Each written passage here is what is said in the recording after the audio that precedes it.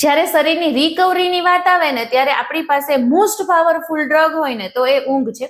જો ઊંઘ સારી નહીં હોય ને તો તમારું પાચન તંત્ર પણ સારું નહીં રહે, તમને ભૂખ ઓછી લાગશે, ઇવન તમારી ઇમ્યુનિટી પણ સારી નહીં હોય ને યાદશક્તિમાં પણ ફેર પડશે અને તમે વારે વારે બીમાર પડશો. એટલે ઊંઘ સારી કરવા માટે શું કરવું જોઈએ? તો 4 કે 5 વાગ્યા પછી કોફી, ચા એવી કેફીન વાળા દ્રવ્યની ટેવ હોય તો એ ન લેવા જોઈએ.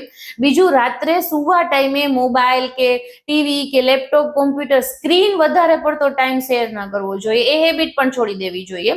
ત્રીજું છે, તમારો રૂમમાં વધારે અંધારું હોય, કુલ હોય, કમ્ફર્ટેબલ હોય એની કાળજી રાખવી જોઈએ.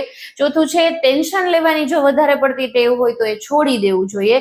અને પાંચમું છે, તમારે રાત્રે ઓવર ઇટિંગ નથી કરવાનું, વધારે પડતું નથી જમવાનું, થોડીક મેડિટેશનની પણ ટેવ પાડવી જોઈએ. અને આમ બધું કરવા છતાં પણ ઊંઘમાં ઇશ્યુઝ આવે છે તો ડોક્ટરની સલાહ લેવી જોઈએ. Follow for more.